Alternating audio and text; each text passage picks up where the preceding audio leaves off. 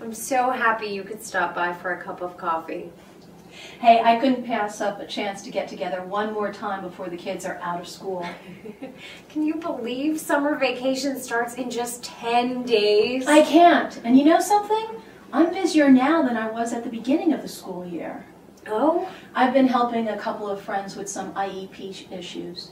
Oh, I'm sure those friends appreciate your help. The advice you've given me this year about Alex's program has been invaluable. Well, thank you.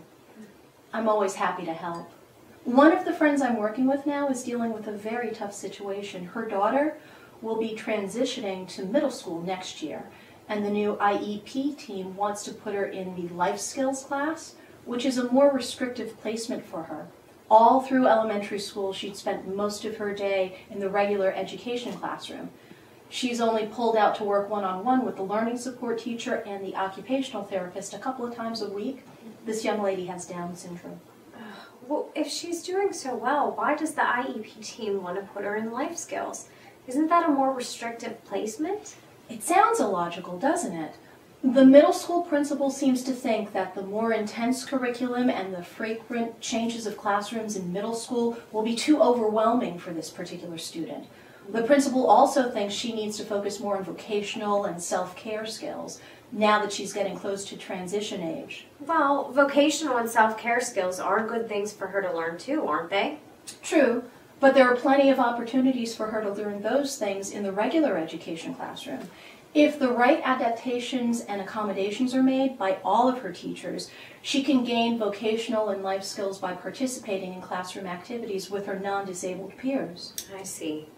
Well, so what can parents do in a situation like this? I mean, it sounds like there's a major difference between what they want and what the school wants for their child. Yes, the two sides seem to be worlds apart at the moment. It looks like the parents are going to request mediation. Mediation? I didn't even know that was an option.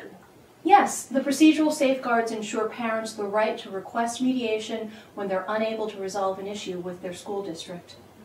Well, I can imagine that it's a pretty grueling and expensive process, though. Actually, it doesn't have to be contentious. It is a voluntary process, which means the school district doesn't have to participate if they don't want to.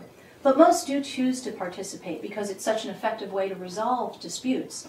The state provides an impartial mediator who tries to help the parents and the district reach an agreement. And the good news is, the mediator's services are free to the parents. Well, yes, but the parents still have to pay their attorney, right? Nope.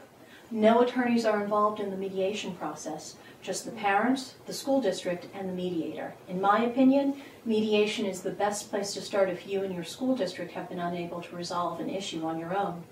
Is there an impact to the child while the parents and the school are trying to work things out? Great question. The procedural safeguards also ensure parents the right to have their child remain in their current placement until the issue is resolved.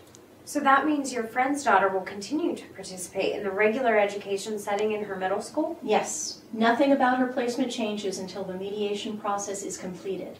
If, at the end of mediation, both the parents and the school district agree that the student can succeed in the regular education setting with the appropriate supports and services, then, essentially, nothing changes for her. She will remain in the inclusive setting when she goes to middle school. So mediation does sound like a good thing. It is. Oh, that reminds me. I can't visit with you much longer. I'm meeting my friend today for lunch. She needs some help filling out the paperwork to request mediation. It's really important that she does this right so that her daughter is guaranteed the right to stay in her current placement during mediation.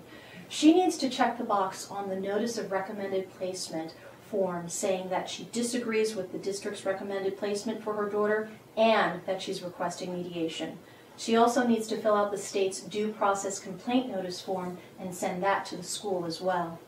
You really are amazing, Maria, with all that you do to help fellow parents navigate the special education maze. You know, I had some good mentors along the way. I guess this is my way of paying back those who helped me when I was struggling to understand the system.